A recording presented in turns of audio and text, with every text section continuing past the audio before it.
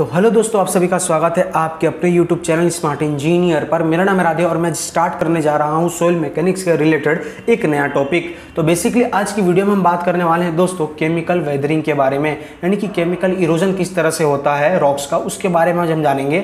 और अगर आपने बेसिकली हमारे यहाँ पर पहला वीडियो ना देख रखा हो, इससे पहले जो मैंने वीडियो बनाया था यानी कि फिजिकल वेदरिंग किसे कहते हैं और कि उसमें कौन कौन से फैक्टर्स अफेक्ट करते हैं, यानी कि यहाँ पर भाग लेते हैं, इन्वॉल्व होते हैं, तो आप यहाँ पर जाकर के देख सकते हो। आई बटन में मैं उस वीडियो को डाल दूंगा और बेसिकली उसका लिंक डिस्क्रिप्शन में भी आपको मिल जाएगा। तो दोस्तों बात करते हैं बेसिकली आज की वीडियो केमिकल वेदरिंग के बारे में है। तो केमिकल वेदरिंग यानी कि दोस्तों बेसिकली एक प्रोसेस है पत्थर का केमिकली इरोजन होने का प्रक्रिया, राइट। पत्थर यानी कि बड़े बड़े रॉक्स का जो यहाँ पर है वो उसमें केमिकल इरोजन होना, यानी कि केमिकल की मदद से किस तरह से उसके पार्ट्स यहाँ पर निकलते हैं, यानी कि उसके यहाँ पर डिकम्पोजिशन होता है, वो प्रोसेस को कहा जाता है यहाँ पर केमिकल वेदरिंग। तो इसकी डेफिनेशन थोड़ा यहाँ पर हम समझने का ट्राई करते हैं। Due to alteration in the chemical properties of rock minerals new compound are found, this is refer to as a chemical weathering. यहाँ पर कहना क्या जाता है अल्टरेशन। अल्टरेशन यानी कि दोस्तों बदलाव, किसमें? केमिकल प्रॉपर्टीज में। किसकी? तो रॉक मिनरल्स की। जब रॉक मिनरल्स की यहाँ पर प्रॉपर्टीज यानी केमिकल प्रॉपर्टीज में जब बदलाव आता है, यानी कि चेंजेस आते हैं, तो हमें यहाँ पर एक नया कंपाउंड्स आर फाउंड होता है, यानी कि एक नया कंपाउंड यहाँ पर देखने को मिलता है। और उस प्रोसेस की दरमियान जब रॉक्स का जो डिफॉर्मेशन होता है, बेसिकली जो रॉक्स के यहाँ पर डिफॉर्मेशन होना चालू हो जाते हैं, डिसइंटीग्रेशन होना चालू हो जाते हैं, तो उस प्रोसेस को हम यहाँ पर कहते हैं केमिकल वेदरिंग। और उस केमिकल वेदरिंग के भी अंदर देखें तो कुछ चीज इन्वॉल्व होते हैं, यानी कि द प्रोसेस इन्वॉल्व्ड आर यानी कि उसके अंदर कुछ यहाँ पर प्रोसेस इन्वॉल्व होते हैं, जिसमें हमारा पहला निकल करके आता है यहाँ पर हाइड्रेशन। तो दोस्तों हाइड्रेशन क्या होता है? बेसिकली इसके अंदर मैं देखूँ ना तो वाटर और जो रॉक्स रहता है उसके साथ जब कंबाइंड करता है, और ये जब कंबाइंड करते हैं, राइट, जब कंबाइंड होने के बाद क्या करते हैं कि न्यू कंपाउंड यहाँ पर फाउंड करते हैं, एक नया कंपाउंड यानी कि एक नया केमिकल तैयार करते हैं। और उस केमिकल की मदद से जो यहाँ पर रॉक्स का यहाँ पर डिसइंटीग्रेशन होता है, यानी कि डिकम्पोजिशन होता है, और जब स्मॉल पार्टिकल्स उसके निकलने लगते हैं तो उस प्रोसेस को कहेंगे by weathering of hydration chemical process, right. अब इसके अंदर मैं थोड़ा सा यहाँ पर पढ़ना चाहूंगा। इन this process water combined with the rock minerals and result in the formation of a new chemical compound. यहाँ पर कहना क्या चाहता है दोस्तों कि जब यहाँ पर प्रोसेस होता है water combined with the rock minerals के जब वाटर कंबाइंड हुआ तो formation of a new chemical compound. Formation यानी कि दोस्तों बनना, यानी कि निकलना।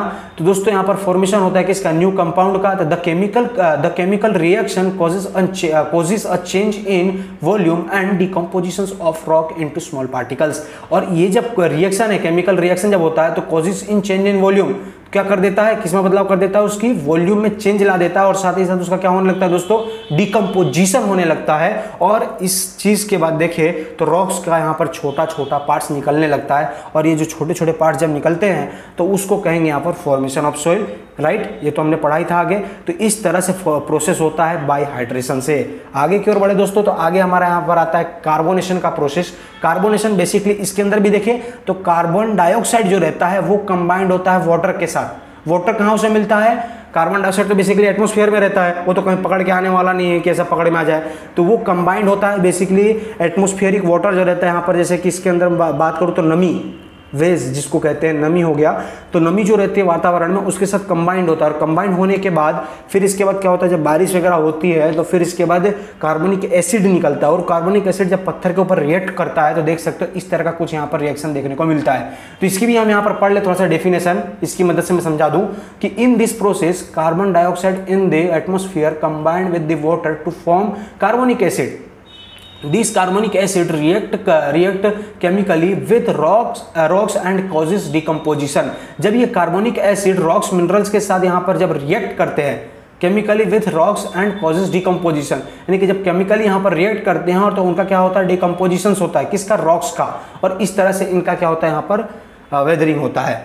बात करते हैं आगे दोस्तों। आगे आता है हमारा यहाँ पर ऑक्सीडेशन। ऑक्सीडेशन यानी कि बेसिकली जिस तरह से हमारे यहाँ पर रस्टिंग ऑफ स्टील रहता है, यानी कि जिस तरह से हमारे यहाँ पर सलिया हो गया या फिर कोई भी लोहे का सामान हो गया, आयरन का यानी कि स्टील का, उन सभी चीज़ों पर जिस तरह से रस्टिंग यानी कि जंग लगना चालू होता है, वही प्रोसेस यहाँ पर पत्थर में भी देखने को मिलती है।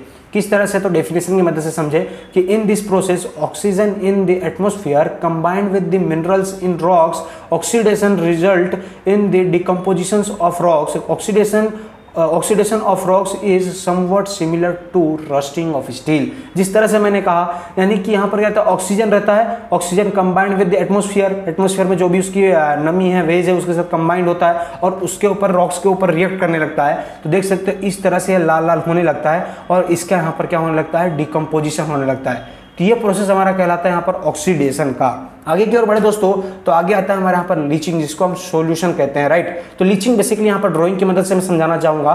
मुझे एक अच्छी ड्राइंग मिल गई यहाँ पर गूगल पे, तो देख सकते हो यहाँ पर क्या है कि एक पहाड़ मैंने लिया है। जब पहाड़ पे जो यहाँ पर पत्थर के अंदर देखे तो कैल्शियम कार्बोनेट एक पदार्थ पाया जाता है और उस तरह से पानी के अंदर भी कैल्शियम कार्बोनेट रहता है। जब ये बारिश होती है, राइट, तो पानी जाता है अंदर की ओर, right. Leaching solutions injection well, यानी कि जिस तरह से देख सकते हो यहाँ पर लिखा है लीचिंग सॉल्यूशन इंजेक्शन वेल, जब इसके अंदर जाता है, इंजेक्ट होता है, इंजेक्शन होता है, जब इसके अंदर पानी जाती है तो इसके अंदर भी आए हुए कैल्शियम कार्बोनेट्स के साथ वो रिएक्ट करता है और दोनों जब मिल करके यहाँ पर लिक्विड कलेक्शन टैंक, यानी कि जो यहाँ पर नीचे की ओर यहाँ पर जाकर के बैठ जाते हैं। देखिए होगा आपने, पहाड़ से जब पानी निकलता है तो वो बहना जब चालू होता है तो इसके साथ इसके अंदर के जो भी टुकड़े हैं, यानी कि पत्थर से, उनका यहाँ पर डिफॉर्मेशन करके वो भी साथ में लेकर के बहने लगता है। तो इस तरह से प्रोसेस होता है लीचिंग सॉल्यूशन का।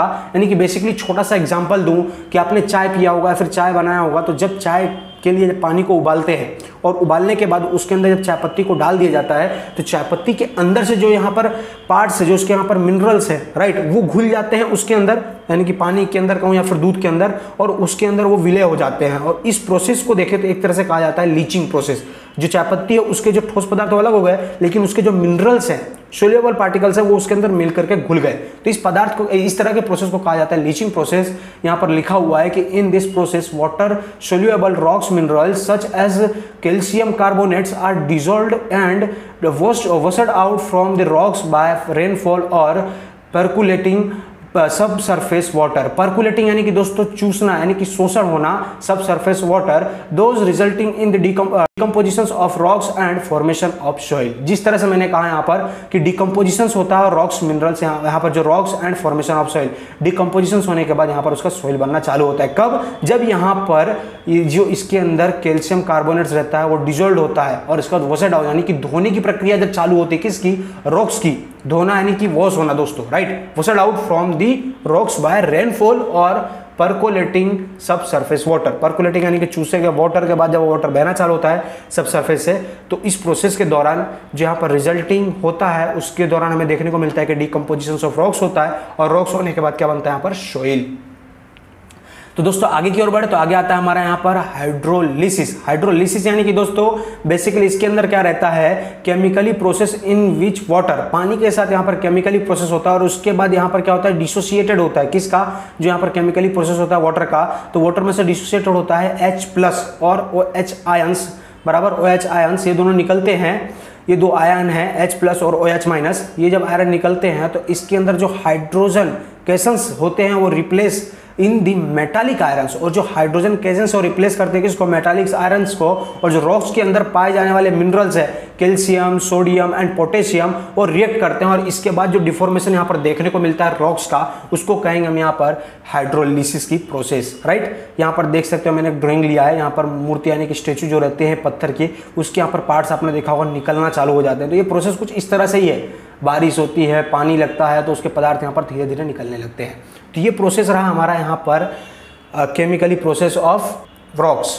तो दोस्तों बेसिकली अब यहाँ पर मैं आपको क्या कहूँ, मुझे लगता है टाइम ज़्यादा हो गया है और इसको भी कवर करूँगा तो ये भी टॉपिक बड़ा ही है अपना, यानी कि जनरल टाइप्स ऑफ सॉइल। इसको अपनी नेक्स्ट वीडियो में लेने का ट्राई करते हैं। आज के लिए इतना ही रखते हैं दोस्तों। अगर आज के लिए कोई आपको डाउट हो तो मुझे आप बताइए, कमेंट कीजिए, मैं उसको भी ट्राई करूँगा कि अपनी लैंग्वेज में या फिर अपनी तरफ से कुछ मैं यहाँ पर ऐड करूँ या फिर देखूँ। अगर मुझे कुछ ना मिलता तो मैं जरूर आपको बताऊँ। मिलते हैं अपने दोस्तों नेक्स्ट वीडियो में। आज के लिए इतना ही, bye bye, take care and good bye.